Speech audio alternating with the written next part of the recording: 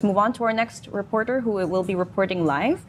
We have Lian Buan, who joins us live from another venue that has seen decades of rallies of all political persuasions, Liwas ng Bonifacio in Manila. Lian? Yes, Michelle, kung yung mga pro-Duterte supporters ang wish lang ay mapauwi si former President Rodrigo Duterte, meron ding isang wish, birthday wish, ang mga kaanak ng mga pinatay sa ngalan ng kanyang war on drugs. At yun ay sana humaba pa ang kanyang buhay para he will live long enough to stand trial and face the consequences of what he has done. So yun yung naging battle cry ngayon sa Liwasang Bonifacio, coming from the families of the victims of the war on drugs. Of course, the human rights groups and the activists and the political opposition take that one step further and has a clearer battle cry, which is to convict Duterte, oust Sara Duterte, at singilin si President Ferdinand Marcos Jr. Now, if you base it on images nationwide and even worldwide of the pro-Duterte rallies, visually siguro sasabihin mo mas malaki talaga yung crowd ng pro-Duterte rallies today, and that is expected because it is his birthday after all. But what's boosting or what's boosting the confidence of the anti-Duterte rallies today is that makakatandaan natin na may SWS survey recently that says 51% or majority of the Filipinos agree that Duterte should be tried at the International Criminal Court. And this is the first time that public approval of the ICC has reached the majority. It has been like a very slow increase sa over the last few years. So this is the first time na 51% talaga siya. At sabi nga ni Inday kanina, John Harry has interviewed Mr. Mangahas, and he says na talagang yung pulso ng masa is really like toward holding Duterte accountable. So yun yung pinangahawakan ng mga human rights groups. And of course, needless to say, this is an election issue, whether we are an ideological voting society or not. This is an election issue. Ang tanong ay, will this transform to votes? If 51% of Filipinos agree that Duterte should be tried in the ICC, does that mean na iboboto nila ang Senate slate ng Makabayan, for example? Does that mean na pababalikin nila sa Congress ang Bayan Muna, or bibigyan ulit ng seat ang ACT teachers at ang Kabataan or ang Gabriela? And we know that the Makabayan candidates are still lagging in the surveys as of yet. I talked to Gabriela Representative Arlene Brosas.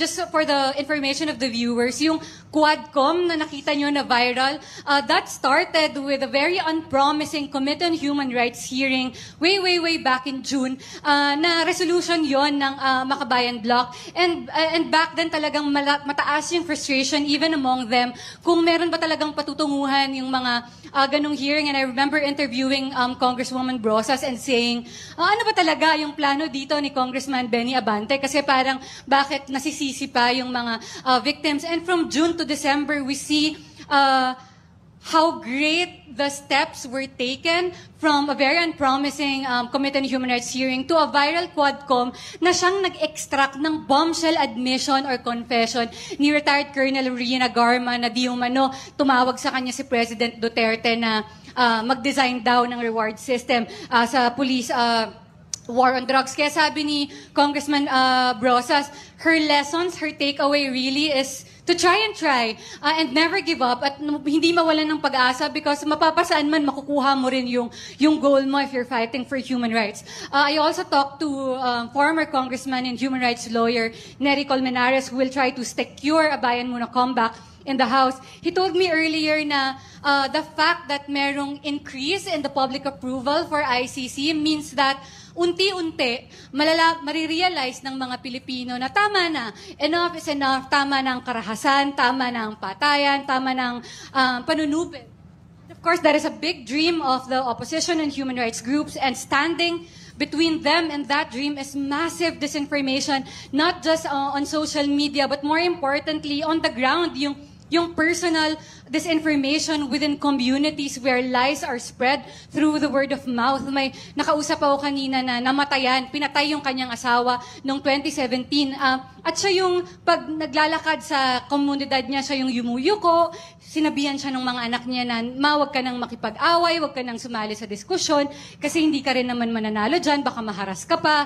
Sila yung hindi na lang tumitingin sa Facebook, sila yung mananahimik na lang kasi nasasaktan pag sinasabihang hindi naman totoo at gawa-gawa lang naman yung sinasabi nyo. So, they are the most affected of this very personal misinformation and disinformation from the ground. And for every flaw of an international justice mechanism, for every flaw of the International Criminal Court, which has been called a performative court, troubled court, desperate court, for all its flaws, its biggest strength really is that compared to a domestic process, the International Criminal Court is less likely to be affected by public sentiment at disinformation. Sila yung hindi makikinig sa kung anong sinasabi ng mga tao, pero tingin lang sa Rome Statute, talaga bang gumawa ng krimen laban sa humanity si former President Rodrigo Duterte. And I'll end this report with an anecdote of a wife who lost her husband again in 2017. Sabi niya, alam mo dati,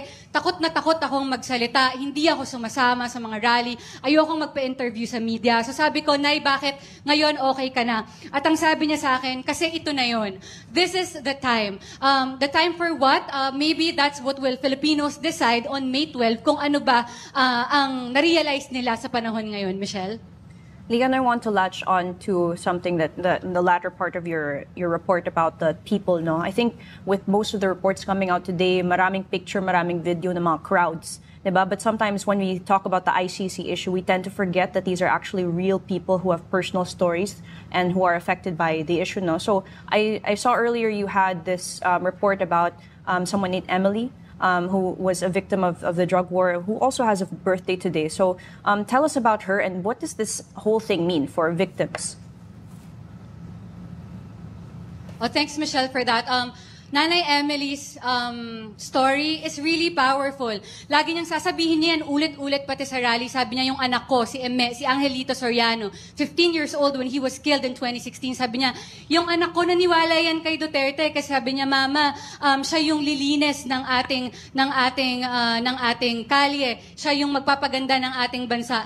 Not knowing that siya pala yung mapapatay ng Duterte administration. Sabi niya nga na kinain ko lahat yung sinabi ko noong 2016. And she's among the victims na simula pa lang talagang lumalaban na, nagsasalita sa media.